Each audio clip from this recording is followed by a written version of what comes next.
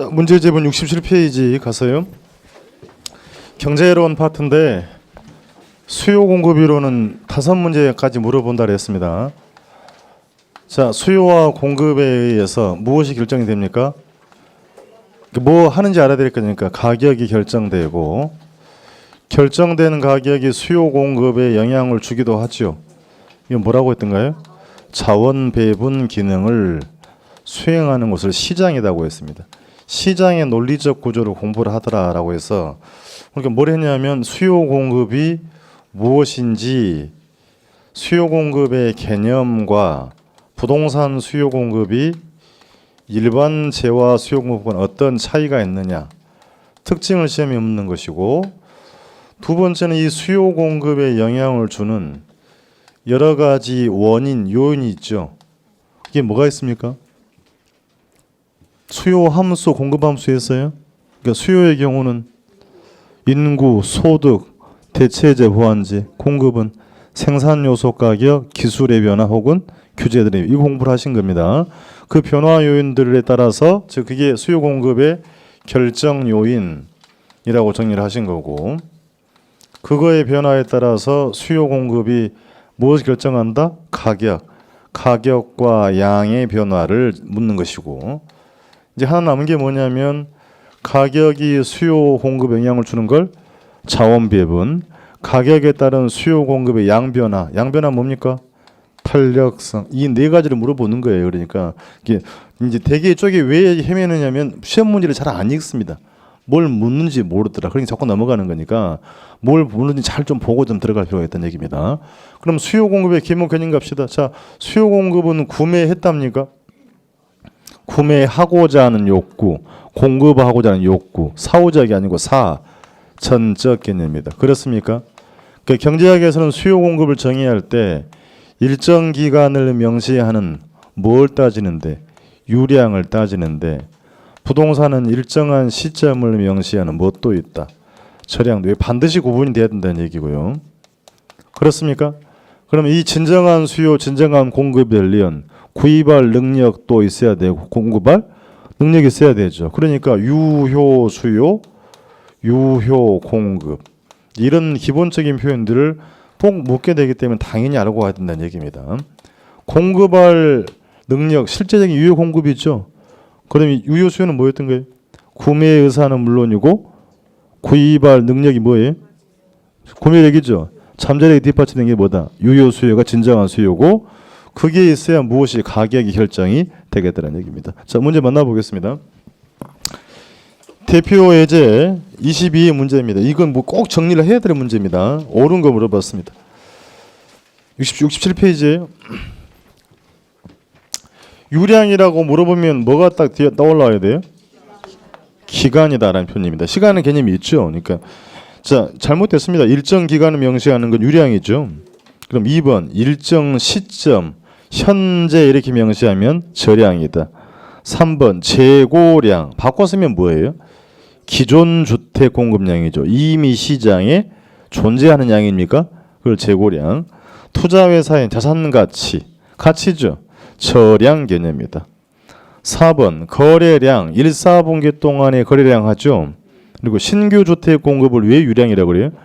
일정한 생산 기간이 필요하기 때문에 유량이라고 쓴 것이다. 그러니까 신규량이 동의어가 아니고 신규 주택 공급량은 일정한 기간이 필요하기 때문에 유량 지표라고 쓴 겁니다.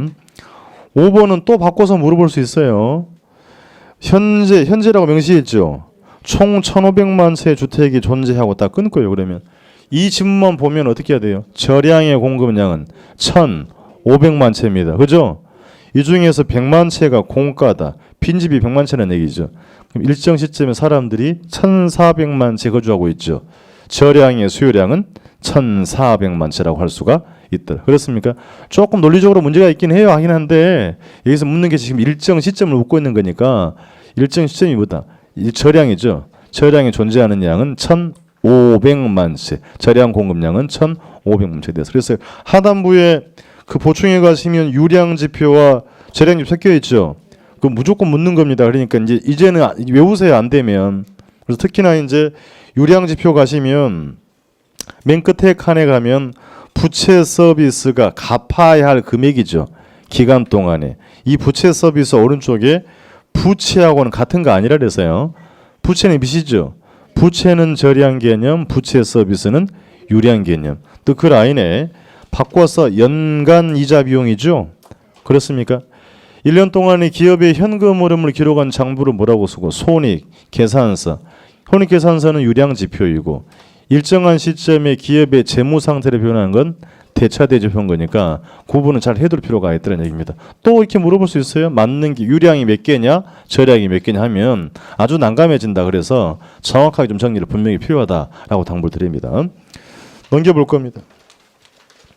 그래서 1번 자, 유량과 절약 옳은 것을 모두 골라라 했습니다.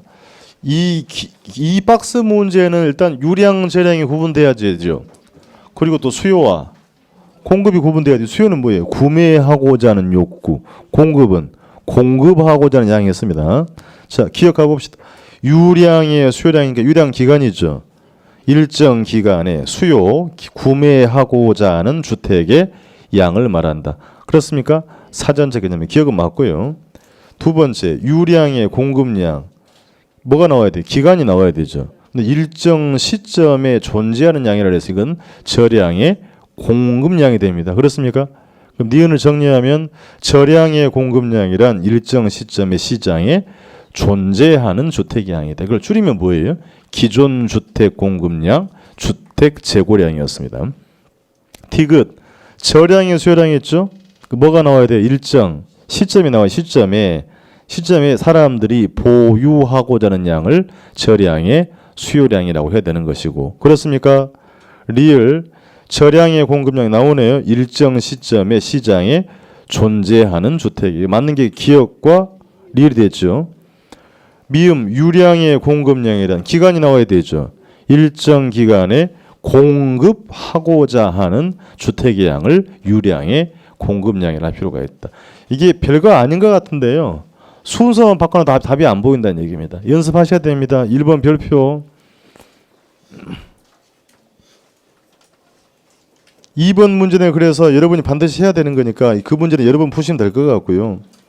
오른쪽 가서 보겠습니다. 자, 이제 69페이지에 수요 공급의 결정 요인. 문제 볼게요. 아파트에 대한 수요 변화 요인과 딱 끊고 수요량의 변화 요인이 옳게 묶인 거 됐습니다. 수요량의 변화와 수요의 변화는 같은 거 아니잖아요. 자, 그래서 우리가 이렇게 했어요. 아파트 수요에 영향을 주는 요인은 펑션 해당 재와 아파트 가격과 해당 아파트 가격 이외 요인으로 구분해 볼 수 있다. 해당 아파트 가격이 변하면 뭐라고 했고요? 수요량의 변화. 그렇습니까? 아니에요? 수요량의 변화는 동일한 곡선상이 뭐다? 점의 이동이 있다. 이걸 풀어서 놓은 게 수요 법칙이죠. 다른 조건이 일정할 경우 재화의 가격이 상승하면 수요량은 뭐하고? 감소하고. 그렇습니까? 가격이 하락하면 수요량은 뭐한다?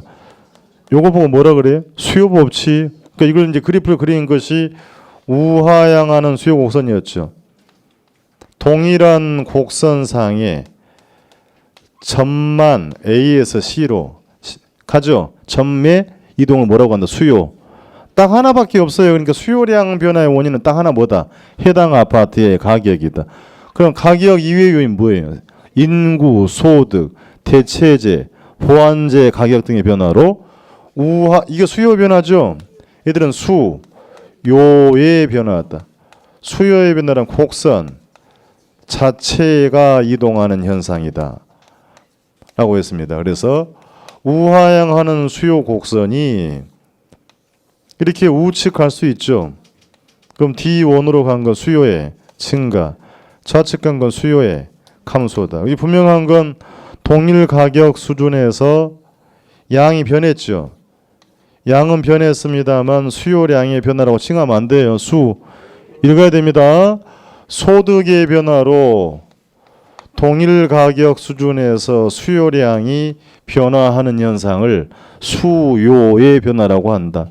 그렇죠? 뭐 기본이 되는 거예요. 그러니까 그래서 양의 변화는 딱 하나밖에 없다. 뭐다? 해당 아파트의 가격에. 문제를 잘 읽었으면 답은 빨리 찾아요. 그러니까 뭐부터 봐야 돼요? 수요량의 변화부터 봐야 되는 거 아닙니까? 문제가 뭔데 지금? 아파트죠. 아파트 동그라미 치고. 아파트는 물어봤으면 그럼 아파트 가격 변화는 뭐다? 수요량의 변화. 그러니까 3번에 가면 아파트 가격이 보이죠. 그렇습니까? 그럼 수요량의 변화고, 그 왼쪽에 있는 가구 수, 인구 수죠. 이건 뭐다? 수요의 변화가 됩니다. 이렇게 문제의 푸는 요령이 필요한 겁니다. 1번으로 가볼게요. 그럼 단독주택 가격, 해당 아파트 가격 위에죠. 이것도 수요의 변화. 가구 수도 해당자와 가격 위에 수요의 변화. 그렇습니까? 택지 가격의 상승은 여기 들어올 게 아니죠. 이건 어디에? 공급에 생산 요소 가격이 된 거니까 그건 공급 변화 요인이 된 것이고, 이자율이 어차피 수요 공급에 다 영향을 주게 되는 건 마찬가지죠. 그렇습니까? 4번 소득 수요의 변화, 인구도 수요의 변화. 5번 건축비는 공급의 변화 요인, 해산세는 수요 변화. 그러니까 이제 이게 사실은 뭘 묻는지 모르는데 헤매요. 그러니까 이 문제 유형은 변형될 수 있습니다. 잘 봐도 되니까 문제를 잘 읽어서. 문제가 뭔데? 아파트라고 했잖아요. 그러니까 아파트의 수요량 변화를 주는 아파트의 가격 하나밖에 없고 나머지는 해당 아파트 재화 가격 이 요인이죠. 수요의 변화였습니다. 똑같다 그랬어요. 그러면 공급함수 대비하면 아파트 공급에 영향을 주는 것은 아파트 가격과 또 가격 이외의 요인, 해당 재화 가격이 변하면 공급 양의 변화, 생산 요소 가격 다시 건축 기술, 건축 규제는 공급의 변화. 요거 수요 법칙입니까? 요거 수요 법칙 아니에요? 수요 법칙이잖아요. 가격과 수요량 무슨 관계? 제발 부탁인데 수요량과 가격 반비례 이렇게 그러면 안 된다 그랬어요. 가격과 수요량이 반비례. 이게 뭡니까? 이 합리적인 소비자의 행동이죠. 비싸면 안 산다, 싸면 산다. 다른 조건이 일정할 경우 재화의 가격이 상승하면 부동산의 공급량은 뭐하고? 증가하고. 그렇습니까? 가격이 하락하면 공급량은, 가격과 공급량은 비례관계죠. 공급 법칙이죠. 그렇습니까? 왜 이렇게 가요? 이윤 극대화가 목적이니까. 그러니까 읽을 때는 공급량과 가격이 비례라고 읽으면 절대 안 된다 그랬어요. 가격이 원인이에요. 가격에 따른 공급자의 행동인 거니까 가격과 공급량 무슨 관계? 비례. 가격과 공급량은 수요량은 반비례 관계에 따른 얘기입니다. 넘겨보겠습니다. 3번 문제로 갑니다. 옳은 거 물어봤습니다. 단독주택 가격이 하락하여 단독주택의 수요량이 감소하는 것은 수요 법칙이 아니다. 단독주택 가격이 하락했으니까 수요량이 증가하여야 수요 법칙이죠. 그렇습니까? 별것도 아닌 질문 같은데 잘 봐야 되는 얘기입니다. 개념을 알고 있냐고 묻는 거니까 가격이 하락할 때 수요량이 증가하여 수요 법칙 아니에요. 그래, 자, 그게 수요 법칙이었습니다. 2번 대체주택 가격의 변화는 수요 곡선상의 점의 이동이다. 대체주택은 해당 재화 가격 이외의 요인 아니에요. 그럼 곡선 자체의 이동이다. 그렇죠? 그럼 보완제 가격 변화도 마찬가지. 곡선 자체를 이동시킨다. 결국 2번은 뭘 써놓고 있는 거죠? 수요의 변화를 쓰고 있는 겁니다. 3번 다른 재화 가격 상승으로 인하여 딱 끊고, 그럼 뒤에 먼저 보지 말고 그것부터 볼게요. 다른 재화 가격이 상승했다 그랬죠. 그러면 다른 재화 가격에 상승했으니 이 재화의 수요량은 어떻게 돼요? 요놈 수요량은 요것부터 풀어야 될 거 아닙니까? 자, 끌어놓고 그러면 대신에 해당 재화 수요량이 늘어났다 그랬죠. 해당 재화의 수요량이 증가됐으니까 수요가 반대로 갔죠. 뭐다? 대체 효과다. 재화가 두 개, 한 재화 수요가 다른 재화 수요는 증가됐으니까 대체 효과에 대한 설명이 되는 겁니다. 그렇습니까? 이 문제는 잘 보시고 답은 3번 되고 4번 임대주택이 정상재라면 정상재가 뭡니까? 소득의 증가로 수요량이 늘어나는 재화, 지극히 정상적인 재화다. 그럼 보조금 주면 임차인의 실질 소득이 늘어나죠. 그럼 수요는 뭐 하더라? 증가한다. 어디로? 우측으로 이동한다라고 해야 되죠. 그렇죠? 우측으로 이동한다. 5번 주택은 생산에 소요되는 기간이 길어서 무슨 얘기다? 제때 공급할 수 없다. 그러면 양변화가 적죠. 비탄력적이라는 얘기입니다. 일반 재화에 비해서 부동산 공급은 적시에 늘릴 수가 없다라는 걸 물어보고 있는 겁니다. 소요되는 기간이 길어서 공급이 비탄력적이다. 4번 문제로 가봅시다. 틀린 거 물어봤습니다. 단기 수요 곡선은 장기에 비해서 기울기가 급하다. 그렇습니까? 뭘 묻는 거예요, 거기에? 가격이 하락하면 수요량이 증가한다고 공부했지요. 수요 법칙이죠. 그럼 가격이 하락해서 수요량이 늘어나면 양변화가 있으니까 탄력적이라는 얘기인데 부동산도 그렇다? 그렇지 않다는 걸 묻는 겁니다. 부동산은 고가성의 특징이 있죠. 구매할 능력이 안 되면 하락해도 수요량 늘어나지 못한다. 한 번 쓰면 오래 써요. 내구성의 성격이 있죠. 또 동일한 재화는 존재하지. 이런 특성 때문에 부동산 수요는 가격에 대해서 그걸 장단기로 묶고 있다는 얘기예요. 그러니까 자 D1, D2 기울기 급하고 완만하죠. 다 잊어버렸으니까 동일 P0 가격 수준에서 양 D1의 양은 이때만큼 D2의 양 이때만큼이죠. 양변화하는 걸 탄력적, 양변화 적은 걸 비탄력. 부동산 수요는 단기에는 양변화가 적어요. 비탄력적. 장기에는 양변화가 많아요. 탄력적. 장기 수요선 기울기가 더 완만하다. 이건 공급도 똑같다 그랬습니다. 우상향하는 공급 S1, S2 또 해보세요. 기울기 급하고 완만하다. 동일한 방법으로 P0의 양 S1의 양은 이때만큼 S2 양은 이때만큼이죠. 양변화 많은 거, 양변화 적은 거, 비탄력. 부동산 공급도 단기에는 비탄력, 장기에는 탄력이다. 그러니까 이 이유를 묻는 거예요. 일반 재화에 비해서 부동산이 제때 양의 변화가 없기 때문에 그게 비탄력인데 단기 시간 아니라 그랬죠. 목적 달성이 제한되면 단기, 할 수 있으면 장기. 장기에 더 탄력적 기울기가 더 완만해지더라. 혼동될 질문 절대 아니라 그랬습니다. 2번으로 가볼게요. 그럼 대체재가 많은 부동산이 대체재가 많을수록 탄력적이라 그랬죠.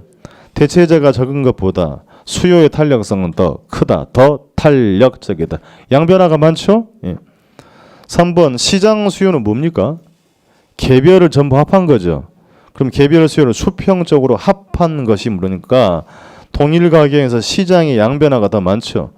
시장이 더 탄력적이다. 그래 봤더니 기울기가 더 완만해졌다는 얘기입니다. 그건 공급도 마찬가지였고요.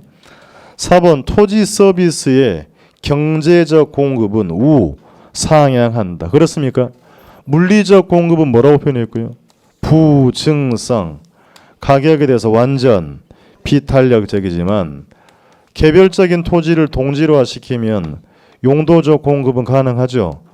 용도적 공급은 우상향하더라. 요건 부증성, 얘는 용도의 다양성, 경제적 공급은 우상향한다 표현이었습니다. 5번 토지 가격이 상승하면 물리적 공급은 당틀이죠. 물리적 공급은 가격에 대해서 완전 비탄력. 그렇게 정리하셔야 됩니다. 장기에 늘어나요? 그런 거 없어요. 그러니까 물리적 공급은 좌우단간에 가격에 대해서 양변화가 없죠. 완전 비탄력적이지만 경제적 공급은 단기에는 비탄력적, 장기에는 탄력적이다. 용도적 공급을 하고 싶어도요. 생산 요소가 준비가 안 되면 안 되는 거죠. 그럼 장기에 더 탄력적이다. 법적 규제가 많으면 용도적 공급을 하기가 어려워요. 단기에 비탄력, 장기에 탄력적이었습니다.